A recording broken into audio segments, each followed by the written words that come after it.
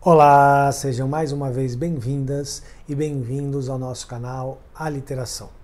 Hoje é segunda-feira, dia de Mundo Aliteração. E o assunto que eu trago para a reflexão de hoje se refere à venda de obras de arte por parte dos museus, em virtude das dificuldades financeiras que essas instituições estão passando por conta da pandemia. Antes de entrar nesse assunto especificamente, é preciso reforçar de que a prática de venda de obras de arte por museus tem um nome, chama-se alienação. E que ela é permitida em alguns países, como por exemplo nos Estados Unidos, ela sempre foi permitida, mas só em um caso muito específico, que é o quê? O museu vender uma obra de arte para adquirir outra obra de arte. Só nesses casos em que isso era permitido. Em alguns países, esse processo de alienação é visto com mais permissividade. Em outros países, como a França, por exemplo, isso é totalmente proibido mesmo. Mesmo o processo de alienação, que seria a venda para a compra de outra obra de arte, é proibido. O que aconteceu é que, no ano passado, em virtude da pandemia, a Associação de Diretores de Museus dos Estados Unidos flexibilizou essas regras e permitiu que os museus também pudessem vender suas obras de arte para reequilibrar suas finanças a partir das dificuldades que o coronavírus, que a pandemia de coronavírus trouxe para essas instituições. E alguns museus começaram então a vender obras do seu acervo. O Metropolitan, por exemplo, um dos museus mais famosos de Nova York, vendeu algumas das suas obras para poder levantar fundos para a sua própria manutenção. E aí o que eu quero trazer para a reflexão é até que ponto o museu tem o direito de fazer isso? O museu ele é dono das obras do seu acervo ou ele é um guardião das obras do seu acervo? Os diretores de museus que estão vendendo as obras, eles alegam o seguinte, que eles vendem obras, por exemplo, eu tenho 5 quadros do Monet no meu acervo e vou vender um deles para de repente adquirir um quadro do Van Gogh que eu não tenho no meu acervo. Ou eu tenho 5 quadros de pintores, sei lá, do cubismo, e vou vender um para poder levantar fundos, para poder adquirir outras obras, enfim. Essa é uma discussão muito interessante porque revela alguns princípios, e algumas ideias em relação ao universo da arte. Só para vocês terem uma ideia do que aconteceu por conta dessa flexibilização das regras, o Museu de Arte de Baltimore, por exemplo, quis vender, não chegou a vender, quis vender várias obras, entre elas uma obra do Andy Warhol, avaliada em 65 milhões de dólares. Aí houve pressão, enfim, pressão de movimentos sociais da cidade e tal. E aí o diretor do museu alegou o seguinte, que ele queria vender essas obras, entre elas esse Andy Warhol, para criar um fundo de preservação do acervo do primeiro museu da cidade, que era um acervo de obra de arte negra, porque é uma cidade predominantemente negra.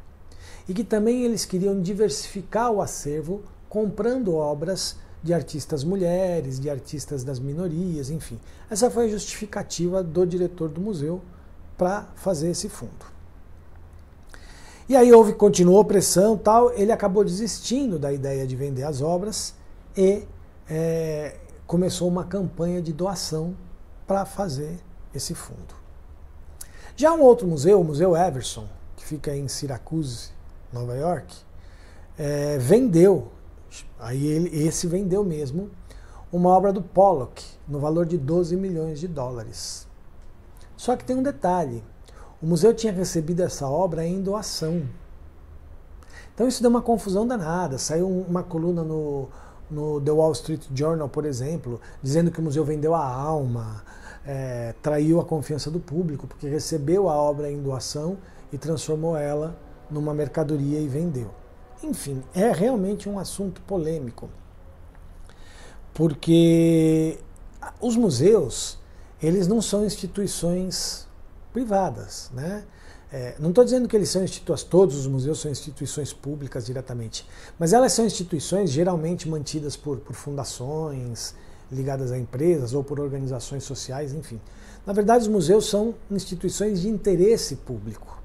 E a grande maioria dos museus é mantida ou por dinheiro público diretamente, né, através de financiamento direto, ou através de leis de incentivo e tal, ou mantido por dinheiro dessas fundações, das empresas, enfim. Vou usar como exemplo o Museu de Arte Moderna de São Paulo, né, o MAM, que fica no Ibirapuera.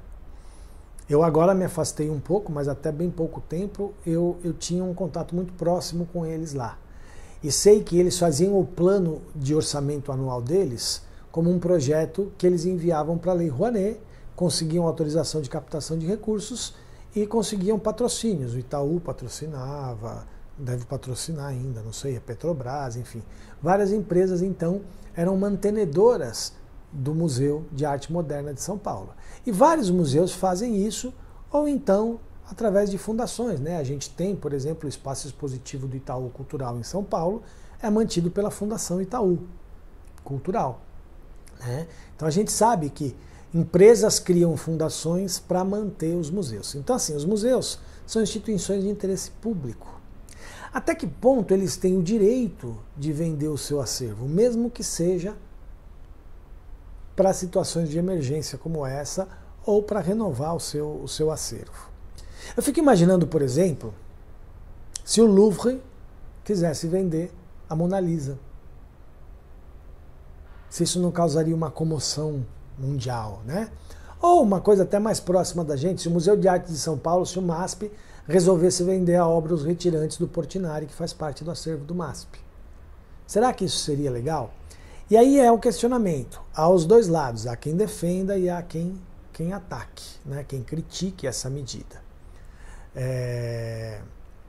Quem defende vai defender justamente isso, a diversificação dos acervos, né? A troca de obras com outras instituições e aí revigorar, né, as exposições e os acervos, enfim. E aqueles que criticam vão dizer que o que os museus estão fazendo é transformando as obras de arte em ativos financeiros. E isso perde totalmente a função de ser do museu, né? E, inclusive, há alguns que dizem que isso prejudica e pode prejudicar o financiamento público ou as doações que os museus recebem, porque um doador ou o poder público vai dizer, ué, então não precisa do meu dinheiro, vende o acervo aí e, né, vai vendendo, vai comprando, e aí o museu começa a distorcer a sua função e virar uma instituição de comércio de obras de arte. Bom, eu, óbvio, sempre levanto as questões e procuro me posicionar em relação a isso.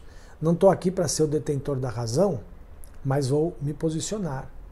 E acho que quem já viu os outros vídeos do canal sabe que eu defendo a arte como um bem público, então eu sou totalmente contra essa ideia de que o museu venda suas obras, seja por que motivo for, porque para mim é isso, o museu ele é um guardião de um bem público, né? As obras de arte não pertencem a ninguém, elas são de usufruto da sociedade como um todo.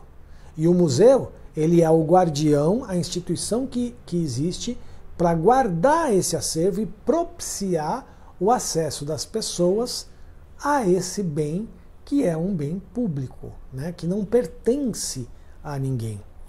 Então eu particularmente defendo a ideia de que não se venda, que não se possa vender.